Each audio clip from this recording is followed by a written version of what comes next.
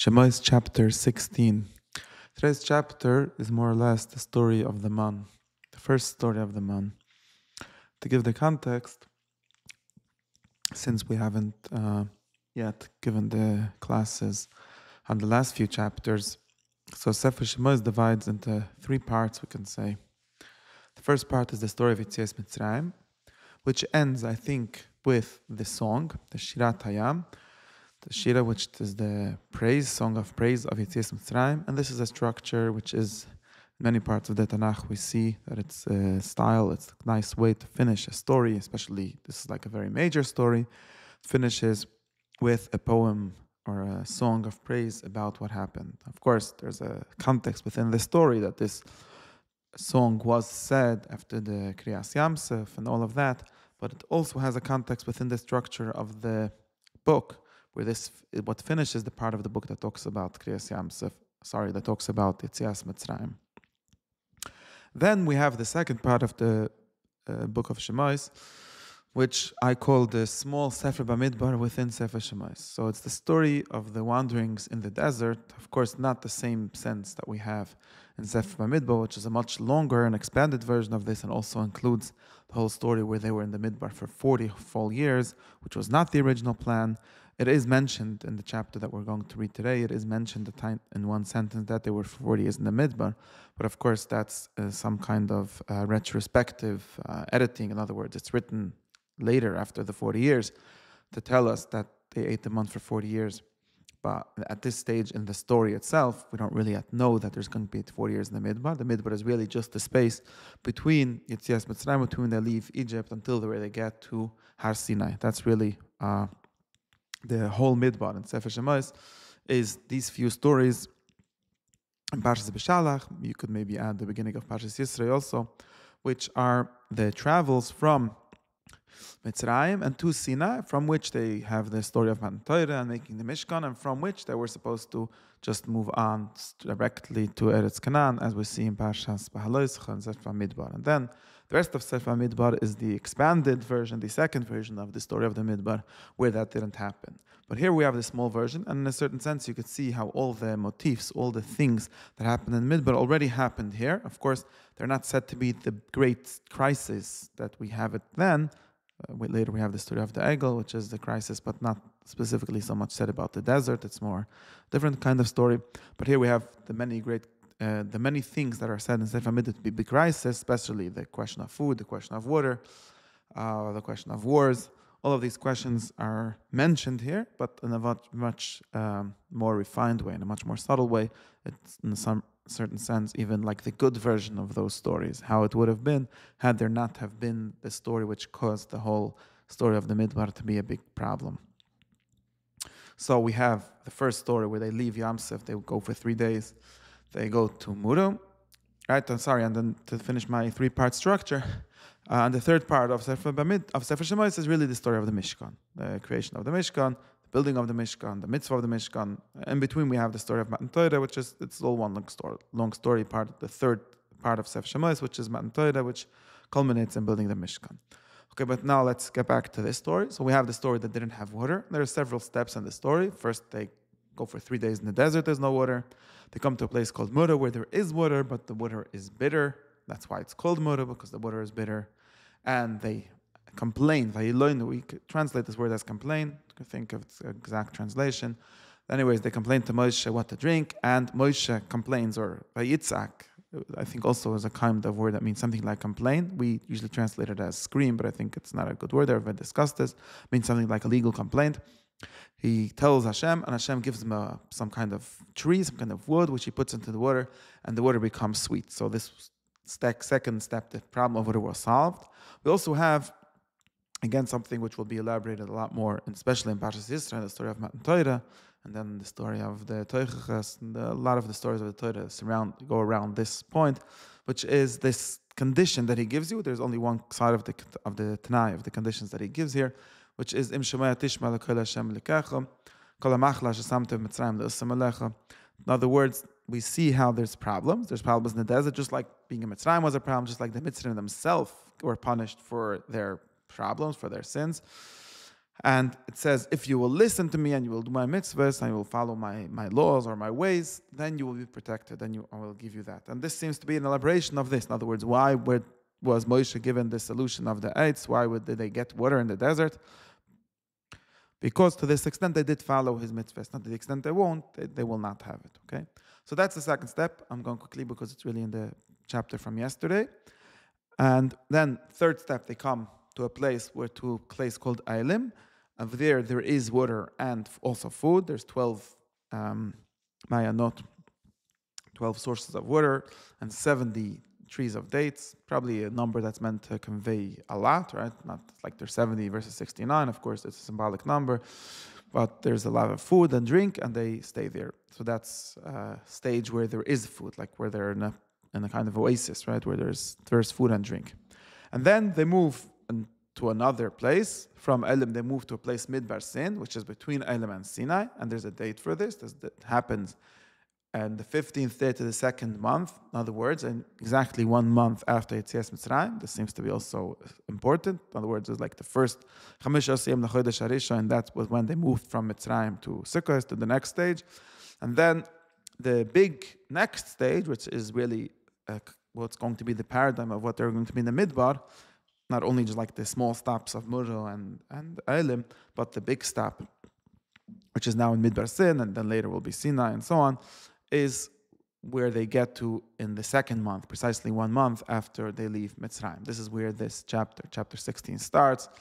I'm not sure why he would start it exactly here. I mean, it's true that there's a new story starting now. This is the story of the man, a long story, and that takes up this whole chapter. But really, if you want to cut up the book, you have to have a cutoff after the story of the Shira, after the Yamsa finishes. But in any case, it's true that there's a new beginning here. And it starts with the complaint. Just like all these stories starts with a complaint. And as all these complaints of the desert go, the argument is really about Yetzias Mitzrayim. It's really to Moshe, why did you take us out of Mitzrayim? It would have been better to stay there. And this is sort of the general point that all the complaints in the desert make. Specifically here, it's saying we could have died in Mitzrayim, at least we would have not been hungry. We've been sitting at the pot of meat, eating bread until we're sated with it. And now we're going to die in the desert, all of us in hunger. So what we understand here is that there's continually a questioning of Moshe, which Moshe understands to be a questioning of Hashem, because he doesn't ascribe Yetzias Mitzrayim to his own decision, as we've read in the beginning of Parshas Shemos. It's Hashem's decision to send Moshe to take the people out of Mitzrayim, and therefore he reads all of these complaints, are really complaints against Hashem, who sent Moshe out of Mitzrayim, and of course who has this whole plan for taking them further and so on. So therefore we have response, which is both a response to the practical complaint, and of course the practical complaint always is right? People need to eat, it's true. And then there's also a kind of response and really a kind of rebuke over here. It's not clear where the rebuke is, we'll see in a little bit, but there's always a rebuke to this like doubting. And of course the doubt is also not something, it's easy to speak, we sitting in Al-Sir HaBasra and we say, these people didn't have enough faith or something like that. But of course, just like the question of the complaint of, I don't have anything to eat, I'm going to die of hunger and thirst, is a true, obvious need. It's correct, it needs to be taken care of. The complaint or the question of why did we leave Mitzrayim at all, what are we doing here, was this whole thing worth it, is a correct question to ask. It just has to be asked correctly, but it's a correct question, and it's something that Hashem and Moshe are struggling to answer. They're trying to answer the complaint. So another thing we have to notice in these passages, and it's somewhat hard because it goes back and forth, is that there's a bunch of parts of dialogue, right? The first dialogue is the people complain to Moshe, and we have the language, the text, what they say. And then we have what Hashem answers Moshe. It doesn't say that right here. Before we had, for example, Yitzchok Moshe Hashem, as we discussed. Here we don't have Moshe complaining to Hashem, but we assume that this Moshe relays the complaint to Hashem. And Hashem answers Moshe. And then we have what Moshe and also Aharon here suddenly speaking to the people. So Hashem doesn't speak directly to people, Hashem speaks to Moshe, and Moshe speaks to people, but it doesn't say the same things. And there's also two different statements. Seems like some things that Moshe and Aharon say, something that Moshe himself said. There can be made different interpretations here of what's going on. I will just go through the story, the basic structure. So Hashem tells Moshe like this: I will give them bread from heaven. I will make rain bread from heaven. This is the language, making rain comes from heaven. But it will be not rain, but bread. It doesn't need to mean literally bread. It means something to eat. Lechem in Tanakh sometimes means something like food. And they will be able to gather it day by day. And this will be in order for me to do something called anasenu, to try him or to test him or to publicize him. There's different interpretations. If he will go in my ways, it will go in my Torah. And this we already saw in the previous section. There's something always in this whole story of the Midbar where it's somehow the first implementation of what it means to follow the Torah, what it means to follow the mitzvahs. And this has to do with either the answer to the complaint or the correct behavior regarding to the man, which itself maybe can be interpreted as an answer to the complaint. And the behavior which he gives is that on the sixth day, they will prepare what they bring, and there will be they will be gathering double from every day. It doesn't say more than that. And that's what Hashem tells Moshe. Okay. Then, step 2 is what Moshe and Aharon tell to the Bnei Yisrael, and they tell them more than Hashem told them over here. They say, and their words are divided into 2 parts. There's the evening and the morning. He said, in the evening, you will know that Hashem took you out of Mitzrayim. So this is answering the most principal complaint. Principal complaint is, why did we even go out of Mitzrayim? And the answer is sort of Hashem took you out. And of course, Hashem took you out means that it's for a good reason. There's an explanation. It does not really demanding just blind faith, but it's trying to explain by seeing that you will have food to eat, you will understand that it is Hashem and it's not just a bad decision, which you can say is Moshe's decision. And in the morning, you will see Kvoid Hashem, you will see the glory of Hashem, because He has heard your complaints, which are about Him and not about me. So this is, again, going back to the general answer, the complaints are not about Moshe. In other words, he's right for taking you out of Mitzrayim because it's Hashem that sent him, and Hashem knows what He's doing. But you will see this by Erev Avoker. And Moshe explains this. And that was Moshe and Aharon speaking. And now Moshe explains this, and he says, in the evening, Hashem will give you meat to eat. In the morning, He will give you bread. And like Rashi says, this seems to have been the accepted order of food. In the evening you eat meat, and in the morning bread. Some people still act this way. And this will show you that Hashem listened to your complaints, and the complaint is really about Him. And I think these 2 statements more or less mean the same thing. Of course, there's a question why it's doubled, but that's nothing. And now, there's another statement, step 3, right? Step 3, there's another whole statement, and this, I would think, is connected with the rebuke. So there's some rebuke, it's not very explicit, may have to read it between the lines, but there's rebuke. So now, first we had Moshe and Aharon speaking, now we have Moshe himself speaking, and now we have Moshe speaking to Aharon that he should speak to the people. And Moshe tells to Aharon, tell the people, Kirvu lefnei Hashem, come close lefnei Hashem. And lefnei Hashem means something like, usually later means before the Mishkan. There must have been something that represents Hashem. Aharon was a Kohen already here. We see later in the story of the Matan Torah, there was already some sense of being a Kohen before, although the Kohen of the Mishkan, obviously before the Mishkan was built. Come before the representation of God because He has heard your complaints. And this means like something like you're being summoned, right? It's not like He's heard the complaints, He's going to help you. That we already heard in a second ago, but He's being summoned. And this is like, when you call the ambassador for a discussion, it means like we're going to scream at you. And that's what happens. Aharon speaks to the Eden as he speaks to them, and they turn to the desert. And Kavod Hashem Nirabanan, the glory of Hashem is seen in a cloud. This is how Hashem has revealed Himself always to the people in the desert, at least, or maybe even later also in a cloud, and sort of in the side of the Midbar. And maybe that's what Lifnei Hashem means. Something in the Midbar was a place where they assumed that that's where Hashem is, or something like that. And it doesn't say more than that. And that's obviously a rebuke. In other words, it seems to be saying, like they were saying, this is Moshe and Aharon's adventure that he took us on here, and who knows what's going to happen. And now they see the cloud. And this is the cloud, remember, the cloud that takes them, Vanan Hashem Lifneim, in the beginning of Parshas Beshalach, when they were leaving, that's showing them that Hashem is leading them, and that has something to do with Aharon, that cloud. And the same way here, they're seeing it. It's like, wait, I'm here. This is not just Moshe and Aharon. And then again, Veidaber Hashem al Moshe, Hashem speaks to Moshe, and this is really where Hashem says what Moshe has already said. Maybe this really we should understand that as having already happened.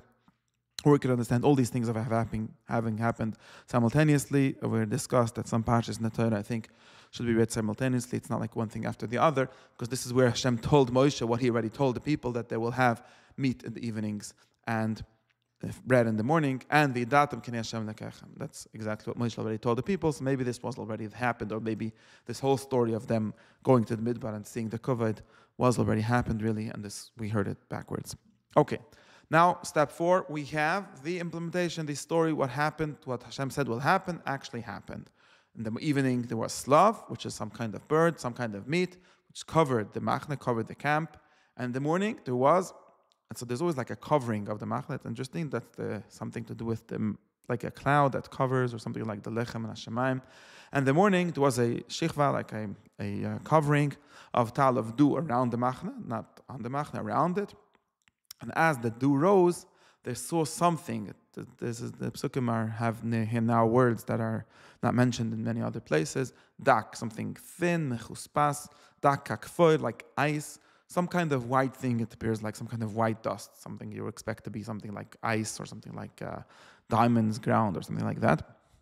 And just like we're wondering right now what it is, the pasuk tells us that the Bnei Yisrael were wondering. They were telling one another, what is it? Manhu. And apparently that's why it was called Man. And Moshe answers their question, which they might have asked him, or they might have, implied the question. He says, "This is the bread that Hashem spoke about you," and then he gives them a command. This is what Hashem commanded you. It's a mitzvah. Each person should take one omer, a certain amount, according to his heads. Omer like al one. This is interesting because this prefigures all the countings like al that we'll have later. Each person, and each means like the head of each family, should take for the people in his oil in his tent, the people in his family that he's responsible for, take only one omer for each person. So this is the important mitzvah. Remember we saw the man on the This seems to have been the first mitzvah regarding the man. First mitzvah, so first we had the story. Hashem did what he promised, it came on. And now the first mitzvah regarding it is that each person should take only the amount that he deserves, the correct amount. And it says that's what they did. Even both who took more, who took less, in the end, they measured, and whoever took more didn't have more, never took less didn't have less. There's different readings of this pasuk, but I think the simpler meaning is one of these two things. Either they had some kind of distribution center where some people got more, but then it was equalized, or it means hamamet v'hamarba, meaning whoever had a bigger family took more, but in the end it's still not more, because it goes ish lefi achle, each person according to these eaters, according to how many people had to eat. So that's probably the meaning. There's different reading that said that there was a nest, but I don't think that that's what it literally says here. Okay, and then there's a second command. So that's one mitzvah regarding the man. Mitzvah number 2, Moshe says, it doesn't say Hashem said, Moshe says, do not leave over anything to the morning.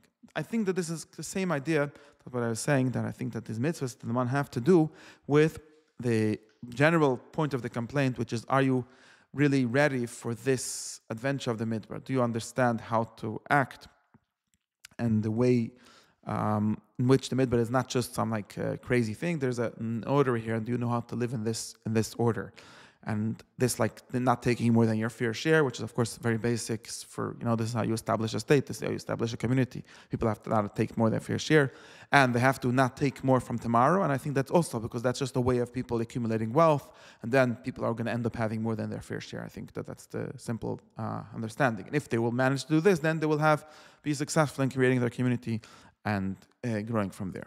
So that was what Moshe commanded them. And this they didn't do. The previous command, the one that each one should take just as much as he needs, they listened to. This they didn't listen to do. Some people, of course not everyone, some people did leave over. And then Vayurim Teloim Vayivash, those parts that they left over had worms in them and became, Vayivash literally means they stunk.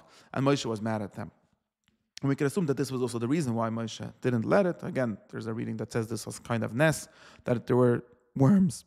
But we could assume that this man is something that gets ruined easily, and maybe there's some people have tricks or some ways how to make it last, but it wasn't wanted and it wasn't correct. And when you put away, you're just taking away from people that you don't have today, and you're not really gaining anything. So it's understandable that Moshe would be upset. Okay, now we get to the second mitzvah of man, which also we hear backwards, and we should assume, and we heard it, we don't entirely hear it backwards, but we somewhat heard it in the first step when Hashem spoke to Moshe before they spoke to the people at all. And now we're going to hear the story from the perspective of the people in backwards. And we hear the story that each morning they were gathering the man. As the sun come up, it would melt. So apparently, again, this shows how this man was something very weak, very subtle. It can melt, it can get ruined very quickly. And then on the sixth day, they all gathered double. Now the Nesiim came to Moshe. Now it's interesting. Why did they gather double? Does this mean that it just fell a lot? That seems to mean there was a lot. I don't know if it fell. But there was a lot of man, and therefore they were questioning, why is there so much? Or is it just like the people for some reason decided to bring more, and then Moshe justified them? Not entirely 100% clear to me what's the meaning of the story. But in any case, and that's the story. In the sixth day, they gave double, Lechem Mishnah. And the Nesiim come to Moshe, so we can understand the Nesiim say, wait, the people have gotten more. We're the ones that are responsible for making sure that everyone has their fair share, and now there's too much. And Moshe says, oh, no, they were right. This is what Hashem said. Of course, this is the first time they're hearing about it. There's a rest for Hashem tomorrow. Therefore, bake and cook what you want, what you need for today, and what is left over, leave over for tomorrow. So in other words, a whole week there's an Isser, they're not allowed to leave over, and here there's a heta, you should leave over, and not only you're allowed to, but you have to leave over for tomorrow. And that's what they did. They followed Moshe, and it did not stink, and there was no worms.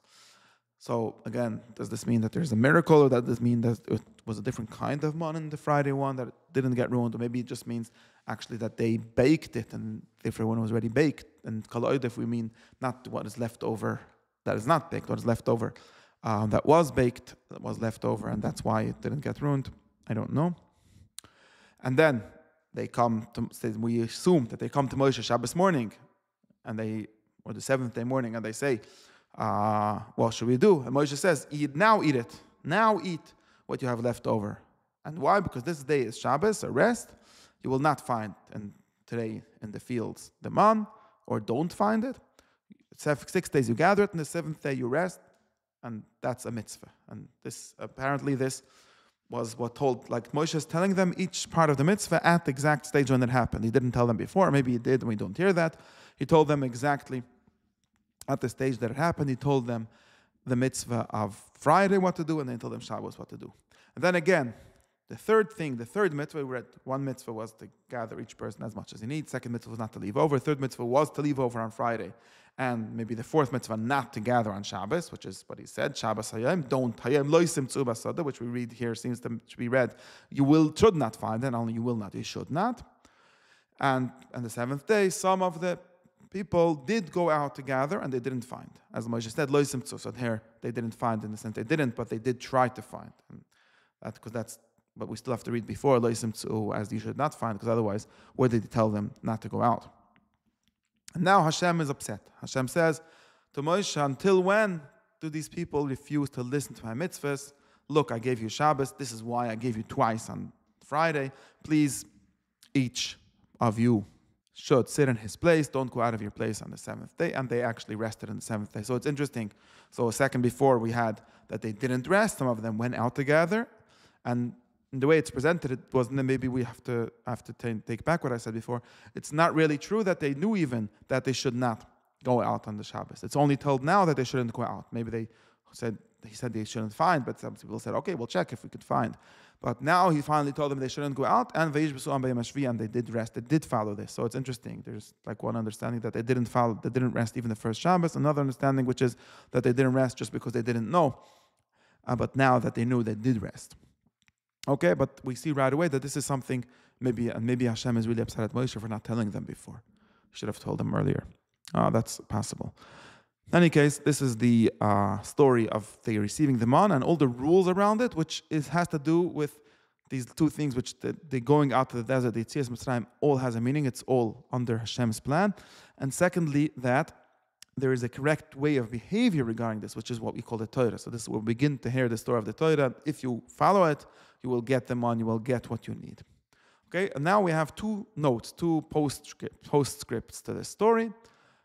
Two notes following what just happened. The first is about the name of this thing. Like we had in Sefer Bereshis, many stories of that culminate in naming. So here something culminates in a naming. The people call this man, and it doesn't say ki lo yadu mahu, but we can assume that it was become the name on, like not in a question mark, just the name on because they didn't know. But we do have a description of it. It's Kizra Gad Lavan. I think Gad Lavan is a kind of grass. I think we know what it is. It's a kind of herb. I think it was cilantro, if I checked. And it tasted as sapichas b'dvash, with some kind of honey cookie. So it's interesting because this is opposite. Because Ragad, I think we have like dvarim kushim kegidim. Ragad is the seed of God, and God is a bitter herb. It's a kind of mudar, but it tasted sweet. So maybe there's something interesting where the man has a look of something bitter but tastes sweet. Okay, and now there's one more postscript, which is another mitzvah, right? The fifth mitzvah regarding the man. Not something like postscript to the story. It's not part of the main part of the story. Moshe tells someone, maybe General the Eden, he says, this is what Hashem commanded. Take one oimer. Remember, oimer is a certain amount. And you will keep it lemishmeres. It's interesting, just like there was a mishmeres for Shabbos, there's a mishmeres ledoires. And this mishmeres is that you should see the bread that Hashem gave you for Yetzias Mitzrayim. So this is just like we have matzah that we eat every year, like a mishmeres, right? That doesn't say about the matzah, it says about the seh. But anyways, there's this word mishmeres. We eat matzah to remember the Yetzias Mitzrayim. The same way there was man put away to remember this man Yetzias Mitzrayim. And we have the more precise instructions.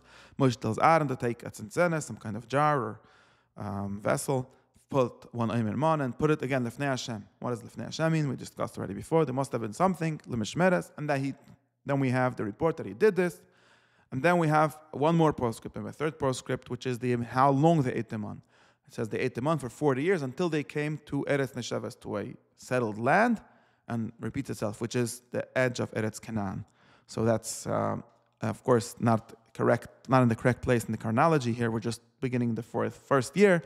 But we do have like this, since we're talking about Ledoiris, right? We're giving you the story of that. There's the still mond. If you look maybe in Lifnei Hashem, you look in the Beis HaMikdash, the Mishkan, there was always kept some kind of piece of man over there. So maybe this has to do with the Lechem Aponim, maybe I could think. But anyways, so this is telling you this, and then sort of like you ask, what is this? And they say, for 40 years they ate this. And then there's one more little postscript that says the size of the omer. We didn't have this. It says she take one omer for each and put away one omer, and now it says the size, the measurement of a omer is asiras efa, 10th of a efa. Obviously, we should know a efa. We know what it is, but omer we didn't know what it is. And now this is just like an interpretive postscript to understand what it was.